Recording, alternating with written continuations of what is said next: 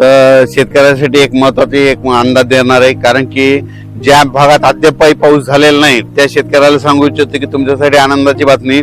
आज 30 जून पासून ते 8 जुलै पर्यंत तुमच्यामध्ये राज्यात सर्वत्र सगळीकडे जोराचा पाऊस पडणार आहे, म्हणून हा अंदाज लक्षात घ्यायचा. म्हणजे आज बऱ्याच भागामध्ये सांगायचं झालं तर विदर्भामध्ये 11 जिल्हे वर्धा, नागपूर, भंडारा, गोंदिया, चंद्रपूर, यवतमाळ, अकोला, वाशिम, हिंगोली, अमरावती, बुलढाणा या आज मात्र बऱ्याच भागामध्ये जिथं पाऊस पडला नाही ते भागात देखील पडणार. पण 8 तारखेपर्यंत मात्र सगळीकडे पाऊस पडणार आहे, म्हणून हा अंदाज विदर्भाच्या सर्व शेतकऱ्यांना लक्षात घ्यायचा. 8 तारखेपर्यंत सगळीकडे पाऊस पडेल आणि सगळ्या विदर्भात शेतकऱ्याची पेरणी होणार आहे, म्हणून हे शेतकऱ्यांनी अंदाज लक्षात घ्यायचा. त्याच्यानंतर मराठवाड्याकडे देखील हिंगोली जिल्हा, नांदेड जिल्हा, परभणी जिल्हा, लातूर जिल्हा, धाराशिव जिल्हा, संभाजीनगर, जालना, बीड या विदर्भात परभणी आणि मराठवाड्यातल्या शेतकऱ्याला सांगू इच्छितो की आज देखील दुपारनंतर 3-4च्या नंतर मराठवाड्यामध्ये सगळ्या जिल्ह्यामध्ये जोराचा पाऊस पडणार आहे. दररोज वेगवेगळ्या भागात पडणार आहे. 8 दिवसामध्ये सगळीकडे पडून जाईल. जे वंचित राहिले ते 8 दिवसामध्ये त्या वंचित भागात देखील पाऊस पडेल आणि त्या शेतकऱ्याची पेरणी होणार आहे, म्हणून मराठवाड्यातल्या शेतकऱ्यांनी हा अंदाज लक्षात घ्यायचा.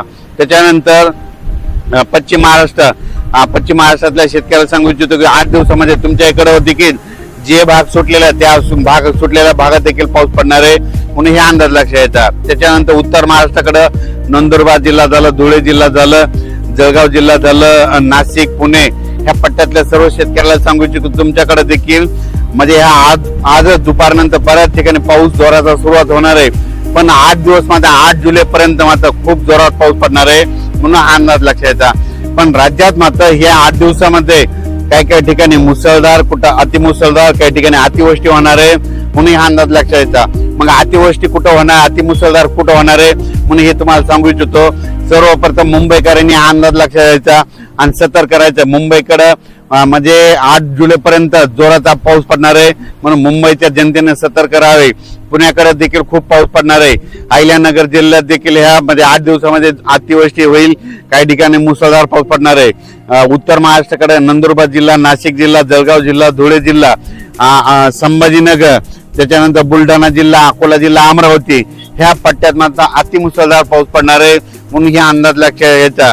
आणि तुम्हाला सांगू इच्छितो शेतकऱ्यासाठी एक आनंदाची बातमी म्हणजे हे जे जिल्हे आहेत जवळपास 14 जिल्हे, नाशिक जिल्हा, मुंबई, त्याच्यानंतर मुंबईचे सगळे जिल्हे, त्याच्यानंतर अहिल्यानगर, नंदुरबार, धुळे, जळगाव, संभाजीनगर, बुलढाणा, अकोला, अमरावती ह्या पट्ट्यात मात्र अतिमुसळधार पाऊस पडणार आहे. त्या भागामध्ये जे छोटे छोटे तळे आहेत त्या छोट्या छोट्या तळ्यामध्ये पाणी येणार आहे, म्हणून त्यांच्यासाठी ही सर्वप्रथम आनंदाची बातमी.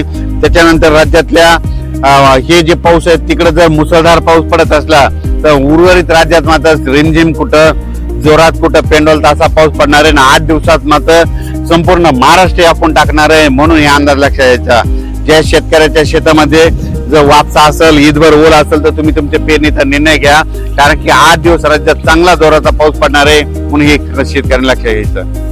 या पावसाचा विशेष आहे की कमी वेळात जास्त पाऊस पडणार आहे, म्हणून हा सर्व शेतकऱ्यांना अंदाज लक्षात घ्यायचा. पश्चिम महाराष्ट्रातल्या शेतकऱ्याला सांगू इच्छितो बारामती झालं, सातारा जिल्हा, सोलापूर जिल्हा, सांगली जिल्हा त्या भागात देखील म्हणजे आजपासून बऱ्याच भागामध्ये पाऊस सुरू होणार आहे, म्हणून अंदाज लक्षात घ्यायचा. सांगायचं झालं तर हे सगळीकडे पाऊस काय होणार आहे म्हणजे जे आता हे जे पाऊस येणार आहे सगळीकडे कमी वेळेमध्ये जास्त पाऊस पडणार आहे, म्हणून हा अंदाज सर्व शेतकऱ्यांना लक्षात घ्यायचा. पश्चिम महाराष्ट्रात देखील सगळीकडे पडणार आहे, म्हणून हे अंदाज लक्षात घ्यायचा.